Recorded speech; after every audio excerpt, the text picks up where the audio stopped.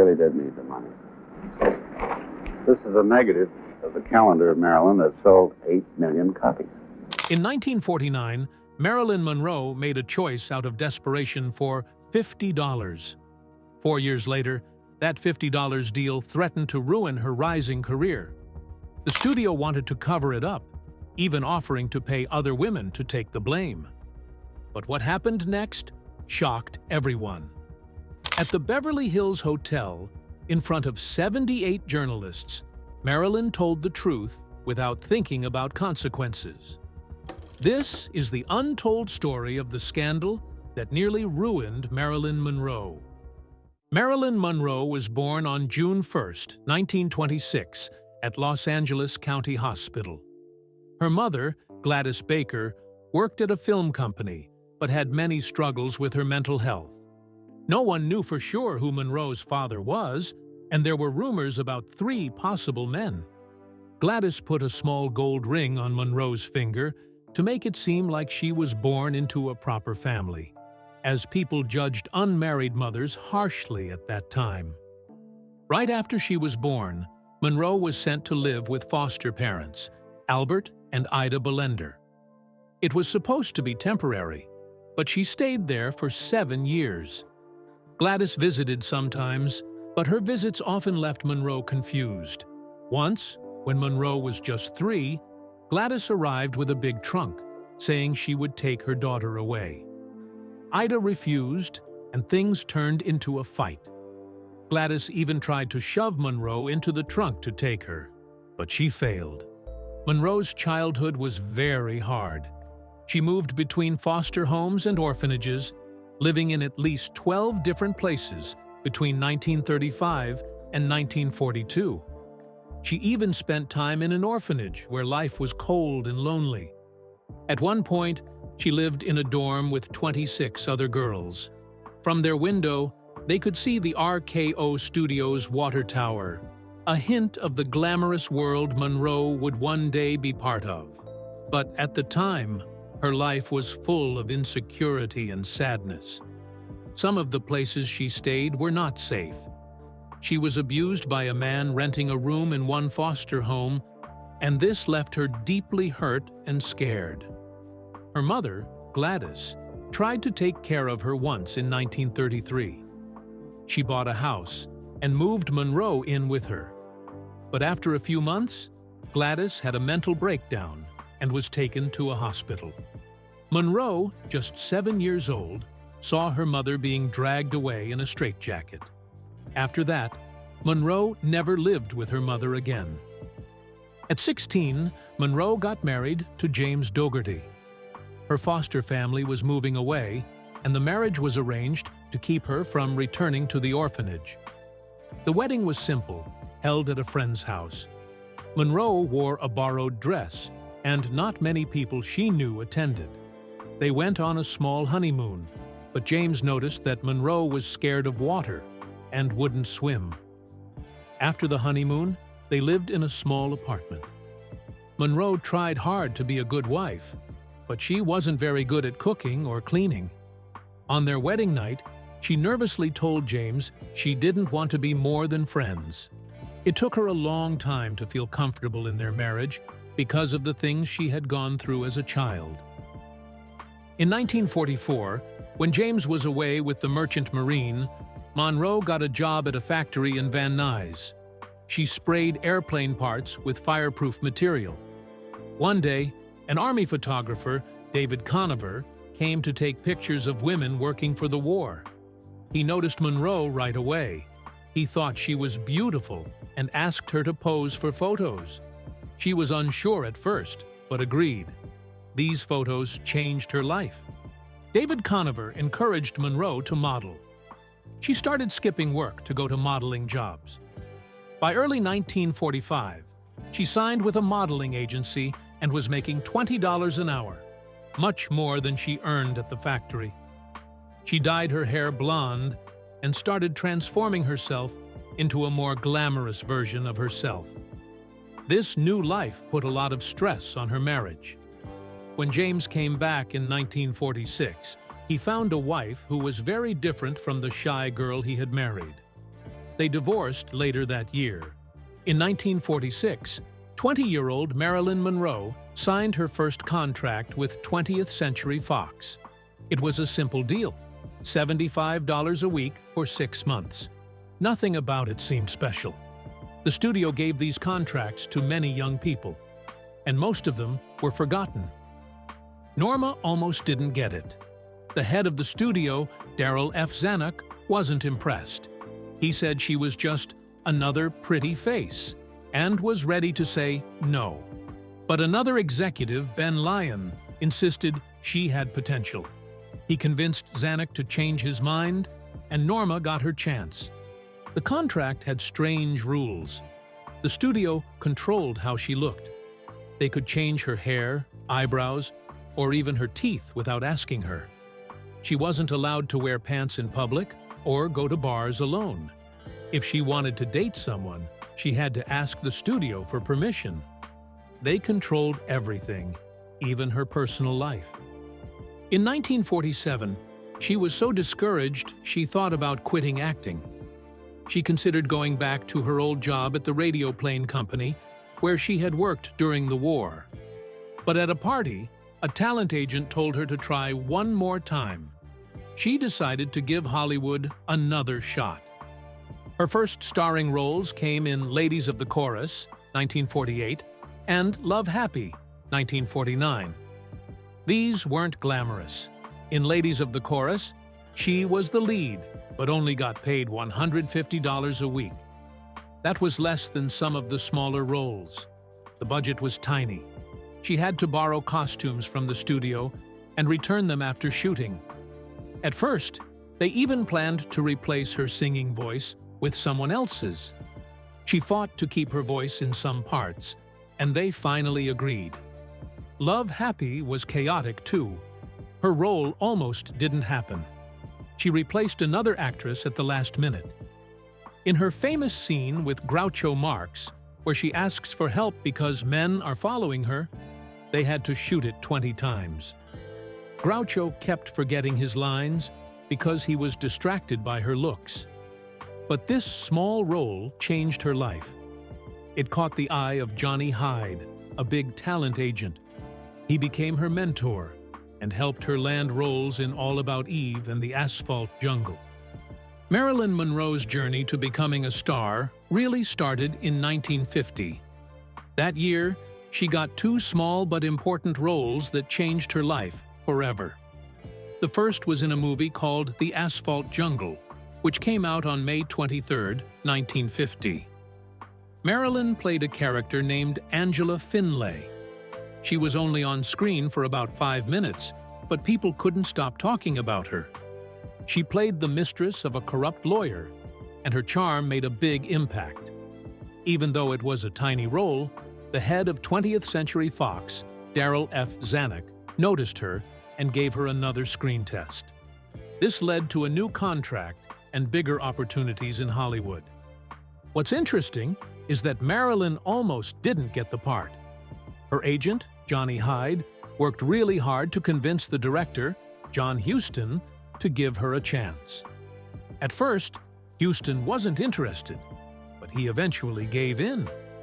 Later, he said Marilyn had a special breathlessness and an innocence that made her stand out. The Asphalt Jungle became a big success and even got 4 Oscar nominations, including Best Director for Huston. Later that same year, on October 13, 1950, Marilyn appeared in another famous movie called All About Eve. This time she played a character named Miss Claudia Caswell, a young actress trying to make it big. Marilyn was funny and full of charm in the role, but filming wasn't easy for her. She was still new to acting, so she forgot her lines a lot and was often late to the set. In one scene, with the legendary actress Bette Davis, Marilyn was so nervous she had to leave and throw up. Even with these struggles, people loved her performance. The director, Joseph L. Mankiewicz, later said her innocence made her perfect for the role.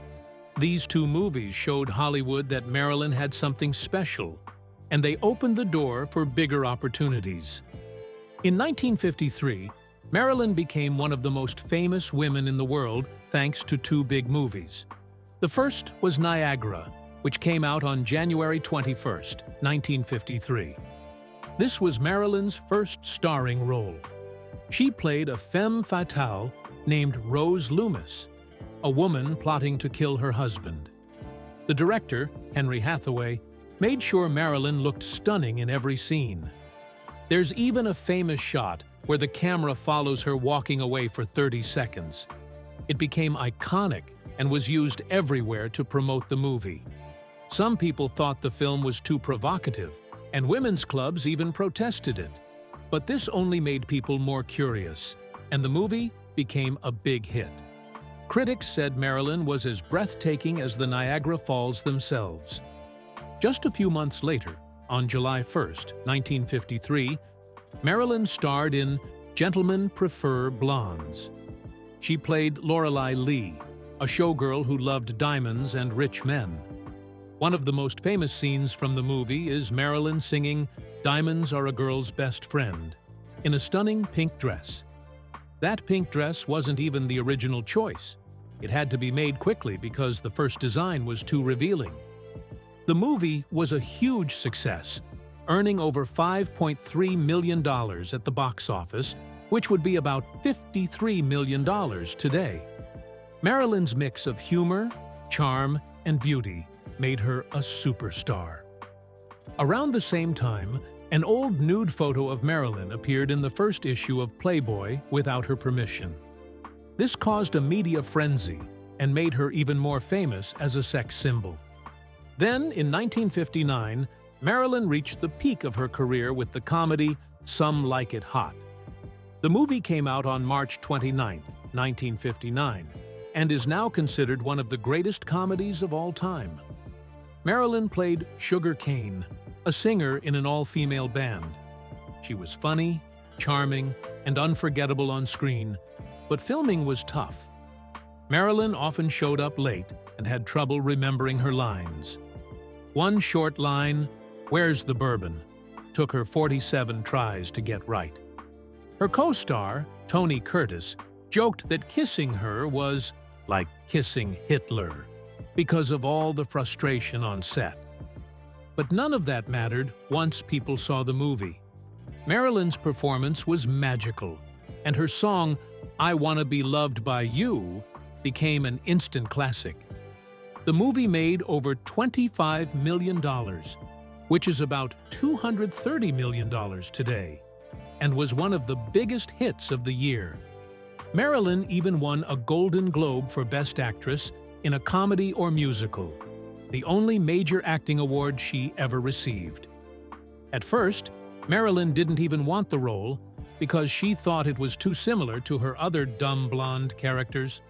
Her acting coach, Paula Strasberg, convinced her to take it, and it turned out to be one of the best decisions of her career. Over time, Some Like It Hot has only become more beloved. In 2000, it was named the greatest American comedy ever made by the American Film Institute. Marilyn Monroe's life wasn't as glamorous as it looked from the outside.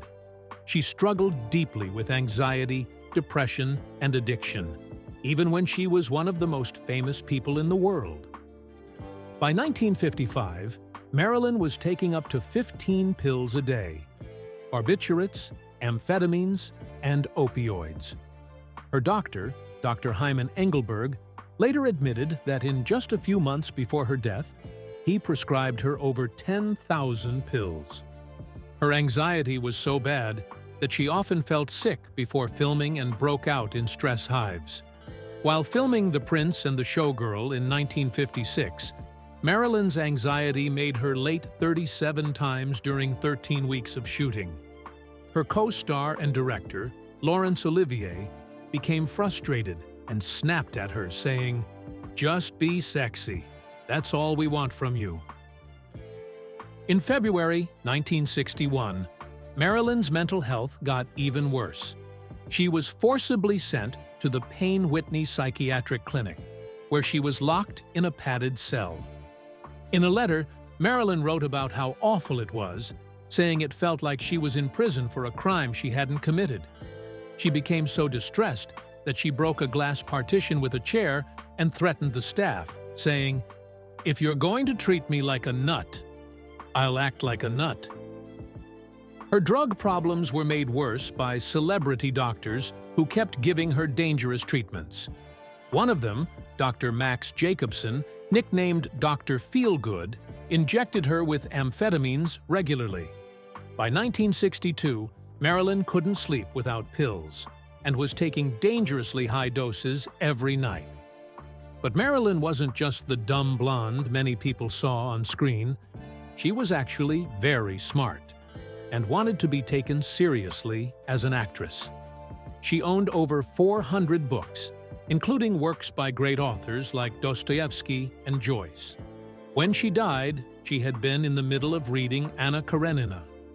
In 1955, when her career was at its peak, Marilyn shocked Hollywood by walking away from her contract with 20th Century Fox to study acting in New York. She wanted to improve her skills and prove she was more than just a pretty face. This decision cost her millions of dollars, but Marilyn didn't care. For Bus Stop in 1956, she went so far as to live in a rundown motel to understand her character better. Critics praised her performance, showing that her hard work had paid off. In 1955, Marilyn took another bold step by creating her own production company, Marilyn Monroe Productions, MMP. This was almost unheard of for women in Hollywood. She owned most of the company, and photographer Milton Green owned the rest. The studio she worked for, 20th Century Fox, was furious and even sued her for breaking her contract. But Marilyn refused to back down. After a long battle, Fox finally agreed to give her a new deal, letting her make films with her own company.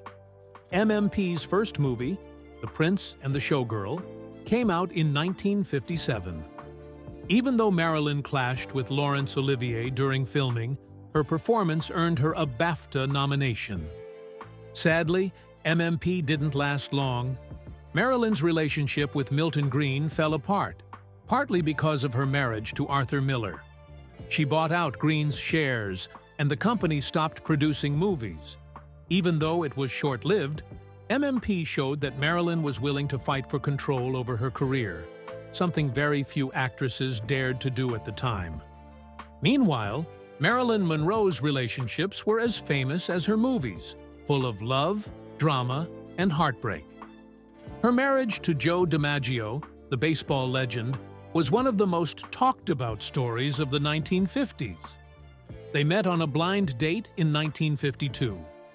Marilyn was becoming a big movie star, and Joe had just retired from baseball. They seemed very different, but Marilyn once said they were alike because both had worked hard to rise from simple beginnings. After dating for 2 years, they got married on January 14, 1954, in San Francisco. It was a small ceremony, but fans and reporters surrounded them, excited to see the glamorous couple. Marilyn wore a brown suit with a white fur collar, and Joe wore a dark suit. Trouble started right after the wedding. On their honeymoon, Marilyn left Joe in Japan to perform for American soldiers in Korea. This made Joe unhappy, and it showed how different their lives were.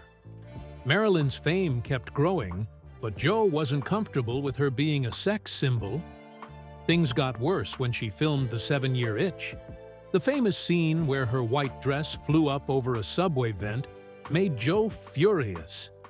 He argued with her afterward, and reports say he was jealous and controlling. Marilyn filed for divorce just 274 days after they got married. She said Joe was mentally cruel. She looked heartbroken when she told reporters about the split. Even though their marriage didn't last, Joe stayed devoted to Marilyn. He never married again and loved her for the rest of his life. Marilyn's next big relationship was with Arthur Miller, a famous writer. They first met in 1951 when Marilyn was still starting her career, and Miller was married to someone else. They began dating in 1955, even though it wasn't easy for them. Miller was being investigated because people thought he had ties to communism, and Marilyn's studio wanted her to leave him. But she refused, showing how loyal she was. They got married on June 29, 1956, in a quick ceremony at a courthouse. 2 days later, they had a Jewish wedding because Marilyn had converted to Judaism for Miller. This upset some people so much that Egypt banned all her movies. Their marriage was called The Egghead Weds the Hourglass because Miller was a serious writer, and Marilyn was a glamorous star. At first, they admired each other. Marilyn loved Miller deeply and wrote about how much she trusted him. But their marriage wasn't easy. Marilyn had miscarriages, and her dependence on pills grew worse. Things fell apart when she found Miller's notebook. In it, he wrote about being unhappy in their marriage. This hurt Marilyn deeply. By the time they worked together on the movie The Misfits, their relationship was falling apart. They divorced in 1961 after almost 5 years together, saying they were just too different. One of the most mysterious parts of Marilyn's life was her rumored relationships with President John F. Kennedy and his brother Robert. People have speculated about these affairs for years. The most famous moment linking her to JFK was when she sang Happy Birthday to him in 1962 at Madison Square Garden. She wore a tight, sparkling dress that shocked the audience and added to the rumors. Some say Marilyn and JFK were together briefly at a party in March that year, but it didn't last. After that, she may have gotten closer to Robert Kennedy. In a letter, she wrote about having dinner with him and said he was smart and funny. There's no solid proof about these affairs, but many people believe they happened. Some even think the Kennedys were connected to Marilyn's death in August 1962. Conspiracy theories suggest they wanted to keep her quiet. These claims have never been proven, but they keep the rumors alive. In 2024, actress Shirley MacLaine said she saw both Kennedy brothers leaving Marilyn's bedroom during a party. Whether true or not, these stories show how much people are still fascinated by Marilyn's life and the secrets she may have kept. Then there was another controversy that almost ended Monroe's career. In 1949, Marilyn Monroe was just 22 years old and struggling to make ends meet. Back then, she wasn't the famous star we know today. She was still using her birth name, Norma Jean Mortensen, and was in a tough spot. She had lost her car, couldn't pay the $55 monthly rent for her small apartment, and owed $146 in back rent. Desperate for money, she agreed to do a nude photo shoot with photographer Tom Kelly on May 27th. The photo shoot lasted 2 hours, from 7:30 p.m. to 9:30 p.m. in Kelly's studio. Monroe posed on a red velvet drape, and these pictures later became known as the Red Velvet series. Kelly's wife, Natalie, was there the whole time to make Marilyn feel comfortable. For all this, Marilyn was paid just $50, which would be worth about $550 today. It wasn't much, but at that moment, it was enough to help her get by. Kelly took 50 photos during the shoot, using a large 4x5 camera. One of the most famous pictures from that day was the Golden Dreams photo, where Marilyn posed with her arms raised against the red velvet background. That same night, Kelly developed the film and picked the best photos to turn into color transparencies. At the time, Marilyn had no idea these photos would one day become famous. They would later help make her a star, but they would also bring her a lot of trouble. 4 years later, in 1953, a man named Hugh Hefner was about to start a new magazine called Playboy. While searching for something special to put in the first issue, Hefner came across Marilyn's nude photos which had already been used in a Golden Dreams calendar. He bought the rights to use one of the pictures for $500 from a calendar company.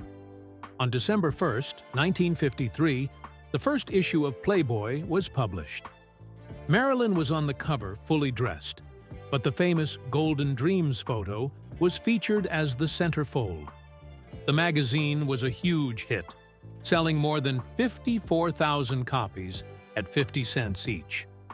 Nobody had expected it to do so well, and Hefner hadn't even put a date on the magazine because he wasn't sure there would be a second issue. On the cover, he teased the centerfold by saying, "First time in any magazine full color, the famous Marilyn Monroe nude." What's shocking is that Marilyn didn't even know her picture would be in the magazine. She only found out after it was published. She later said, "I never even got a thank you from all those who made millions off a nude Marilyn photograph.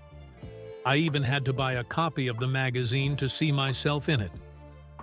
In 1952, a huge problem started for Marilyn Monroe and 20th Century Fox.